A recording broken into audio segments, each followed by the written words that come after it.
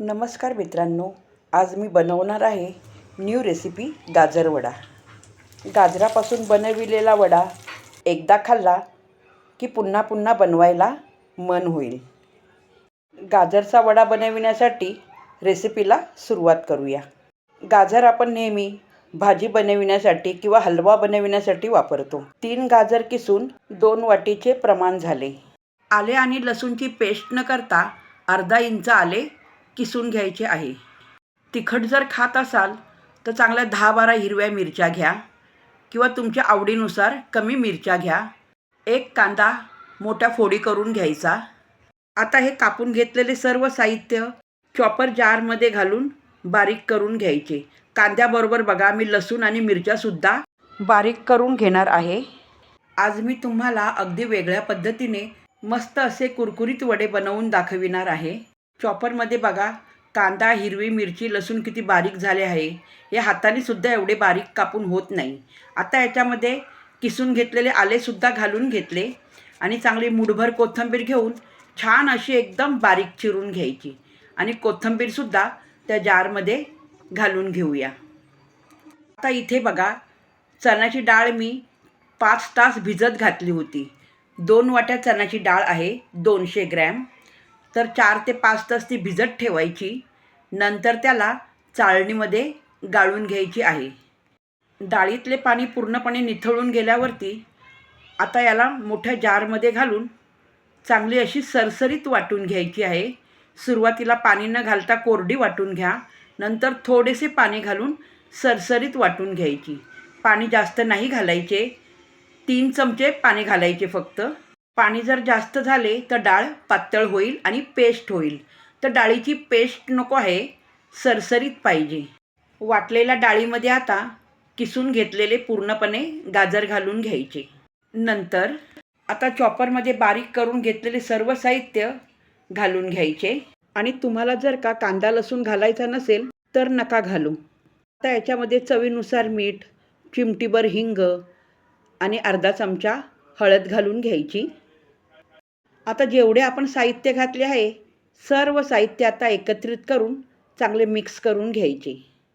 पूर्ण साहित्य चांगले मिक्स करून घेतल्यानंतर वडा होतो की नाही ते बघायचे.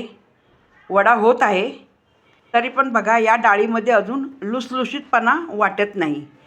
आता याच्यामध्ये 1 चमचा इनो पावडर घालून घ्यायची आणि इनोवरती 1 चमचा पाणी घालून घेतल्याबरोबर ताबडतोब लगेच चांगले मिक्स करून घ्यायचे. कारण इनो पावडर घातल्याने वडे किती खाल्ले ना तो पोट फुगत नाही आणि पचायलासुद्धा हलके होतात. इनो घालायच्या अगोदर डाळ पहिली ड्राय होती. आता इनो घातल्यानंतर डाळ सैल आणि लुसलुशीत झाली. आता आपल्या आवडीनुसार वडे चपटे किंवा असे गोल आकाराचे बनवून घ्यायचे. तेल चांगले गरम झाले की नाही थोडा डाळीचा गोळा घालून बघूया. तेलाचे वरती बुडबुडे यायला लागले.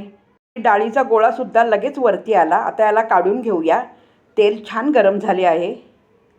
तेल एकदम कडकसुद्धा नाही करायचे, नाहीतर वडे घातल्याबरोबर लगेच जळतील आणि पोटामध्ये कच्चेसुद्धा राहतील. तेल गरम करताना सुरुवातीला गॅसची फ्लेम मोठी करायची.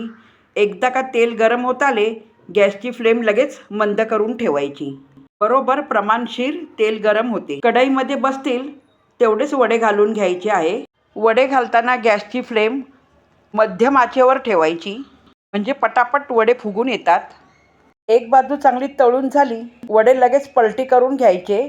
पलटी करून घेतल्यानंतर आता गॅसची फ्लेम मध्यमपेक्षा थोडी कमी करायची. अशा प्रकारे छान खरपूस वडे तळून घ्यायचे. आता या वड्याबरोबर खाण्यासाठी छान अशी हिरवी चटणी करून घ्यायची आहे. चटणी करण्यासाठी काय काय साहित्य लागणार ते सांगते. पाव वाटी ओलं खोबरं, थोडीशी कोथिंबीर, 4-5 हिरव्या तिखट मिरच्या, 7-8 लसूण पाकळ्या आणि 2 चमचे भाजलेले शेंगदाणे टरफले काढून. चवीनुसार मीठ घालून घ्यायचे.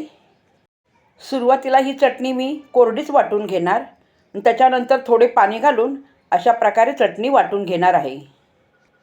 चटणी एका बाउलमध्ये काढून घ्यायची. जारमध्ये थोडेसे पाणी घालून हिसळून ते पाणीसुद्धा चटणीमध्ये घालून घ्यायचे. चटणी जास्त घट्टसुद्धा नको आणि जास्त पातळसुद्धा नको. अशा प्रकारे वड्याबरोबर खाता येईल अशा प्रकारे चटणी करून घ्यायची. फोडणीच्या कढईमध्ये तेल चांगले गरम झाले, राई जिऱ्याची फोडणी देऊन त्याच्यानंतर कढीपत्ता घालून चांगला तडतडल्यावरती गरम गरम फोडणी लगेच चटणीवरती घालून घ्यायची. चमच्याने फोडणीचे तेल चटणीमध्ये चांगले मिक्स करून घ्यायचे. तर ही झाली आपली वड्याबरोबर चटणी खायला तयार. मंडळी, तुम्हाला ही रेसिपी आवडली असेल तर लाईक करा, कमेंट करा आणि चॅनलला सबस्क्राईबसुद्धा करा. अशाच नवीन रेसिपीसाठी माझ्या चॅनलला फॉलो करत राहा. पुन्हा भेटूया अशा छान नवीन रेसिपीबरोबर. तोपर्यंत नमस्कार.